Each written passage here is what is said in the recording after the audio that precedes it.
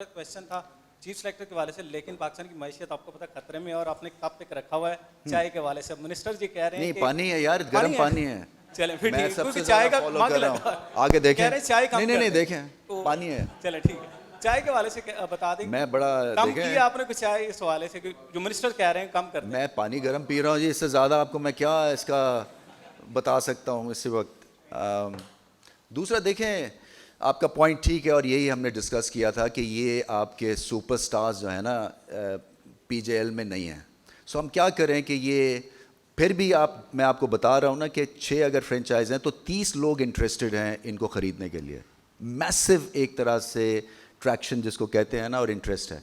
सो हम क्या कर रहे हैं कि हम आइकॉन्स अनाउंस कर रहे हैं। उस डग आउट का जो इंचार्ज होगा वो परमानेंट होगा, वो सुपरस्टार होगा और वो अगले आपको मेरे ख्याल में 10-15 दिन में अनाउंसमेंट्स मिलेंगी।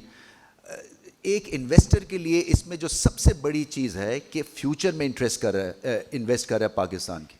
देखें ना, अगर आपके पास अपॉर्चुनिटी है कि अंडर 19 के बच्चे को आप लेके चलते हैं और अपने विंग्स में रख लेते हैं, सो ये आपके लिए एक गुड डीड भी है और एक सेटिस्फैक्शन भी मिलती है। सो यहाँ पे भी बहुत ज़्यादा लोग चाहते हैं कि फ्यूचर में इन्वेस्ट करें और जैसे मैंने कहा कि हम आइकॉन्स के थ्रू डग आउट को पॉपुलर करेंगे ताकि जितने भी फैंस हैं उनका इंटरेस्ट रहे ये इसके ऊपर। सर, जब पाकिस्तान मुल्क से बाहर खेल रहा था तो असद शफीक टीम का हिस्सा थे टेस्ट का और लोअर मिड ऑर्डर में बड़ा अच्छा खेले। 1200 भी उसके हैं, 27 के करीब 50s भी हैं, 38 एवरेज है। उसको बुला दिया गया है, इस पर मैं जानना चाहूँगा। यार इंडिविजुअल है, देखिए मैं ज़्यादा सिलेक्शन के ऊपर करता नहीं हूँ बहस मुबाहिसा। बात यह है जी, एक सिस्टम और एक आपका सक्सेस रेट जो है वो इनक्रेडिबली अच्छा है। तो उसमें जो है ये खाम खा की, हालांकि मुझसे ज़्यादा जिसने 20-25 साल कमेंट्री की है, एक एक प्लेयर को टेक्निकली जो जानता है, मुझसे ज़्यादा अड़ी लेने वाला तो कोई हो नहीं सकता है। आप समझ रहे हैं ना, मेरा तो एक राइट मैं समझता हूँ as a chairman, as a cricketer, मगर मैं कभी कोशिश नहीं करता हूँ कि किसी स्ट्रैटेजी में आके और दखल अंदाजी करूँ। बल्कि मैंने ये जो सक्सेस है ये इसी वजह से है कि चेयरमैन एंड कंपनी पीछे हटे हुए हैं और लीड ले रहे हैं जो उसके मेजर स्टेक होल्डर्स हैं, यानी कि टीम वाले और आपके चीफ सेलेक्टर। सो ये सिलेक्शन के ऊपर जैसे मैंने कहा ना, कभी भी एक पेज पे नहीं हो सकते, प्लस एंड माइनस हैं। कोशिश यही है कि जो है जिसको जायज़ है हिस्सा हक है वो ज़रूर मिले। रमीज़ भाई, आईपीएल की विंडो हम देख रहे हैं कि एक्सपेंड होती जा रही है। अभी आईपीएल की जो डील हुई है राइट्स की वो तकरीबन $6 बिलियन के करीब हो गई है और जिस तरह से ये विंडो एक्सपेंड हो रही है इससे ये लग रहा है कि बायलैटरल सीरीज़ जो हैं वो खतरे में स्क्वीज़ हो रही हैं जी। तो इस हवाले से पाकिस्तान क्रिकेट बोर्ड का क्या मौक़िफ़ है? क्या पाकिस्तान क्रिकेट बोर्ड आईसीसी के अंदर इस चीज़ को इस पर बात करना चाहेगा या रमीज़ जो हैं वो ESL की टीम्स को भी बढ़ाने के हक़ में है या विंडोज़ को मज़ीद बढ़ाने के हक़ में, T20 लीग्स के हक़ में? देखें, ये अभी तक तो कोई इसकी अनाउंसमेंट नहीं है कि विंडो बढ़ा रहे हैं। इसके ऊपर मेरे व्यूज़ हैं जो कि आईसीसी प्लेटफॉर्म पे जाके इंशाल्लाह अभी जुलाई में मीटिंग है, बात करेंगे। मेरा 4 नेशंस का भी जो एक कॉन्सेप्ट था वो अभी ख़त्म नहीं हुआ है। आई थिंक यहाँ पे मीडिया को शायद ये रिपोर्ट्स हैं कि वो शेल्व हो गया है या ख़त्म हो गया, ऐसा नहीं है। इसलिए कि वो बंडल राइट्स कर रहे थे वर्ल्ड कप इवेंट्स और सब चीज़ों के, तो उन्होंने कहा कि एक और प्रॉपर्टी अगर हमने अभी अनाउंस कर दी तो सारे इन्वेस्टर्स इस तरफ लग जाएंगे। सो ये एक नया चैलेंज होगा। हमें नहीं पता कि उसमें 100% रिजल्ट्स मिलते हैं या नहीं मिलते हैं, मगर जो एक हमारा चलता हुआ साइकिल है उसमें खलल पड़ता है, तो इसलिए हम इसको अभी इंट्रोड्यूस नहीं कर सकते। बट मेरा पॉइंट ये है कि ये वाहिद क्रिकेट बोर्ड होगा जो कि चैलेंज करेगा हर उस सतह के ऊपर जहां पाकिस्तान शॉर्ट चेंज हो रहा है। ये मैं आपको गारंटी दे सकता हूं। इसके ऊपर अगर जैसे ये डेवलपमेंट फॉर्मली हमें पुट अक्रॉस होगी, अपना ओपिनियन इंशाल्लाह देंगे और दबंग अंदाज में देंगे।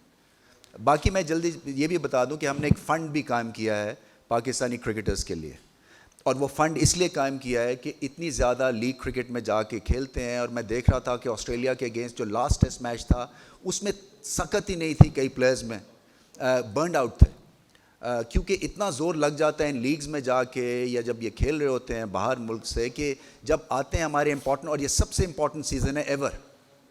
इसमें कोशिश मेरी यही थी कि हम इनको ना जाने दें जहाँ पे ज़रूरत नहीं है इनकी, اور ان کے کانٹریکٹ کی 50-60% جو ہے اماؤنٹ ہم ان کو دیں تاکہ یہ عزت سے اپنی یہاں ٹریننگ کریں. عزت تو خیر ان کی بہت ہے, بٹ اس طرح سے نہ جائیں کہ جہاں پہ ہر لیگ جب شروع ہوتی ہے, اور ساری لیگ پاکستان بیسڈ ہے.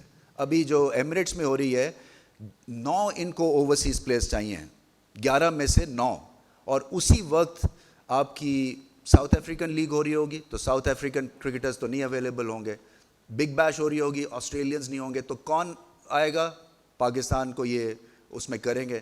سو میرا یہ پوائنٹ یہ ہے کہ ہمیں جو ہے اپنے جو کریم ہے, ہاں کاؤنٹی کرکٹ میرے حساب سے بہت ہی اچھا ایک وہیکل ہے جہاں پہ آپ بہت کچھ سیکھتے ہیں, اور وہ آف سیزن بھی ہوتی ہے یوزلی گرمیوں میں, بٹ جہاں کوشش ہو سکتی ہے ہم کوشش یہ کریں گے کہ فریش رہیں پاکستان کے لیے, جب یہ آئیں تو ریڈی ٹو گو.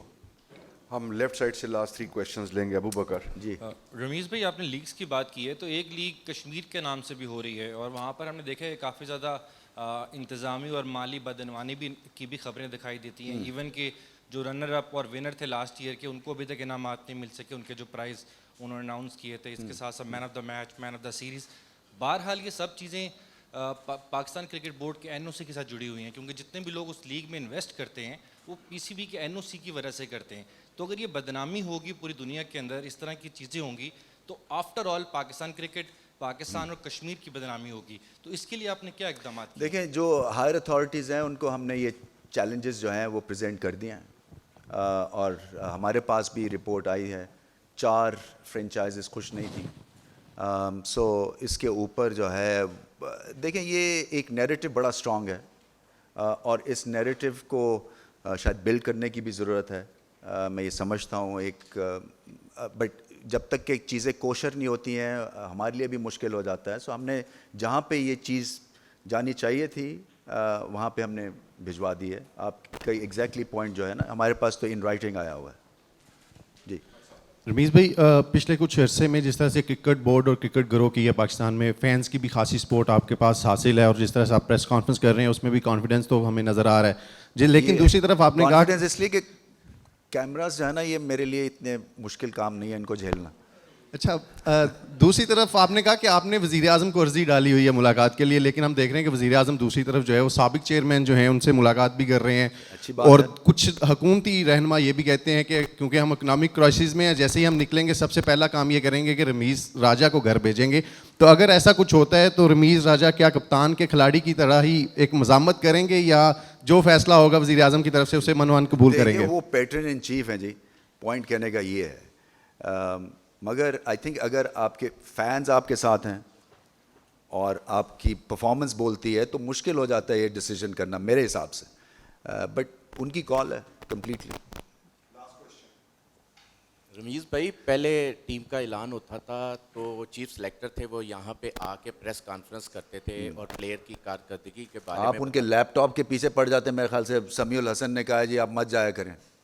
تو اب کیا وجہ ہے کہ وہ جب بھی ٹیم کا اعلان کرتے ہیں مگر لنک شیئر کر دیتے ہیں اور یہاں پہ پریس کانفرنس نہیں اور سامنے نہیں؟ ٹھیک ہے, یہ کرواؤ یار پریس کانفرنس, سوال ہوتے ہیں. بالکل بالکل, یہ اس میں کوئی شک نہیں ہے.